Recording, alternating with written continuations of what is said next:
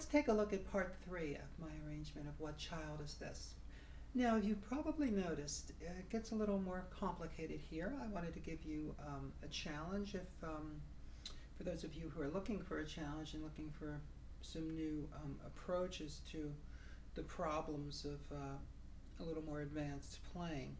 As you can see, we start off with, in this section, going up to the 5th fret and doing a half bar, which is in itself one of the much more difficult things that we do. It's easy to do it wrong, let's put it that way. There's a lot of people half barring out there, but a lot of people not doing it the way it needs to be done if you're going to play at a professional level.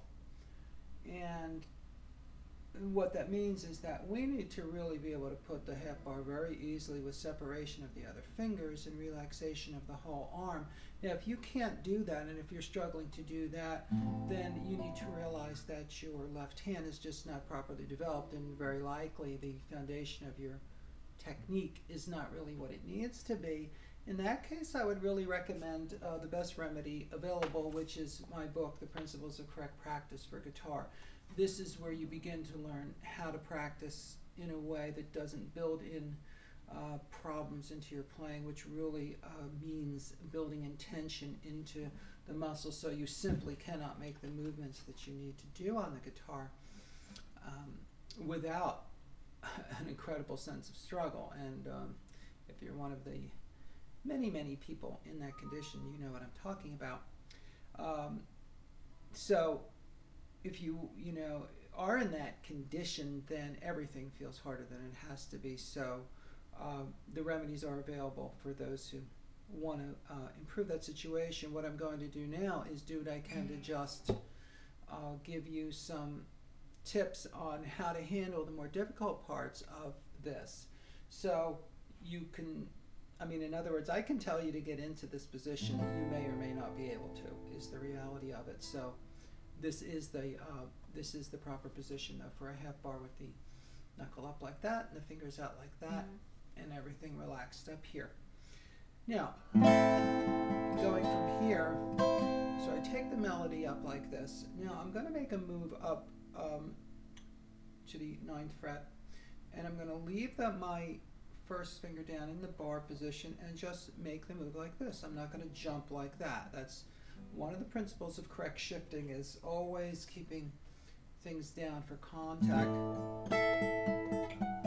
Now here's another example of it. When I go here, I'm going to keep that 2 on the string to guide me into having 4 like that. So I move from the 12th fret here, 11th position, back to 7th position, but I keep my contact. We have this G chord. It's an easy G chord because we have the opens here. Now we have a little hammer and pull thing into an E minor chord like that up in the 7th fret. Now, if you have troubles with hammers and pulls, as many people do, then you want to think about looking at my hammers and pulls according to the principles, where I give you the real details of how to develop the fingers for that. In general, we want to hear each note, which for the pulls means we have to really pull it and not merely come off like that. That's the biggest problem people have with hammers and pulls, which is why they don't get articulation at fast speeds, because their pull off is not pulling, it's merely lifting. So here I'm going to move into this position, keeping the 3rd finger down into that. Now I could do that with a half bar. Sometimes it's easier to throw a little extra bar over anyway. And that's what I'm going to do in this case. Now when I make this move, now this is an interesting move. I have to go from here to the 3rd fret. So the hardest way would be to lift everything and come down. The easiest way is going to be for me to make contact with my 4th finger here, and then put my weight on the 4th finger and move down into that. That's how we do it easily.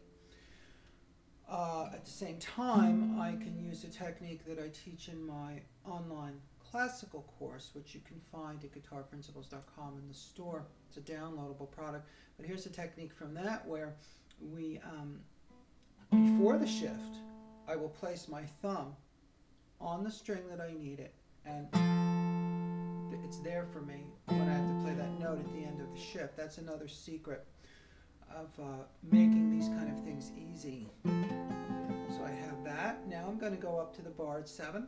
And I have an open there. Back in first position. Okay, little thing here. Just for variety.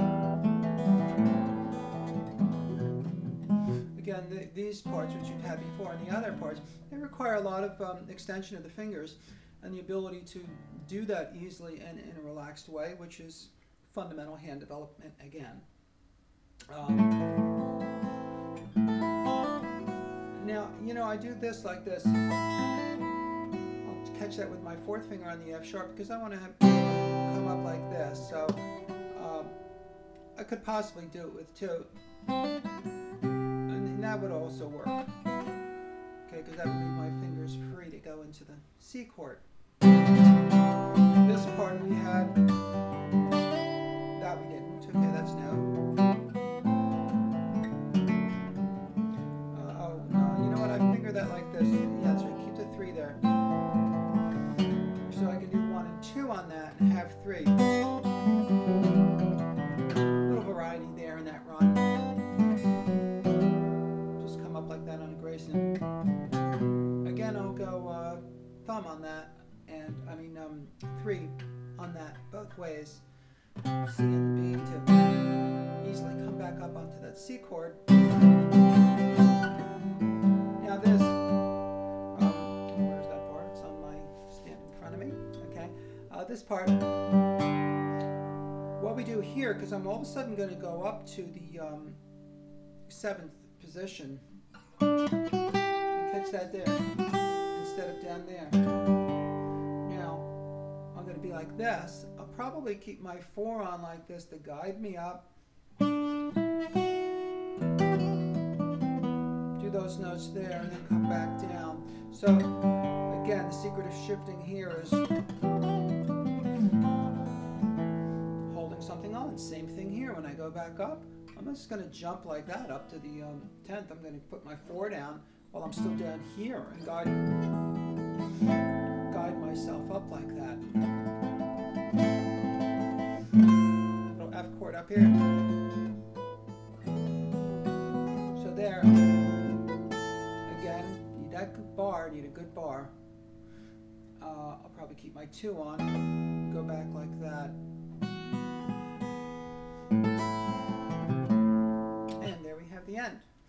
So good luck with that, and remember that if you are working on it and you want to get it really good, you can stop by the forum at Guitar Principles with any problems that you have, where students from around the world post videos, people that are working on my various methods and studying my work. They post videos of their practice and their progress, and I give them feedback. So you're welcome to do that. And I hope I see you there.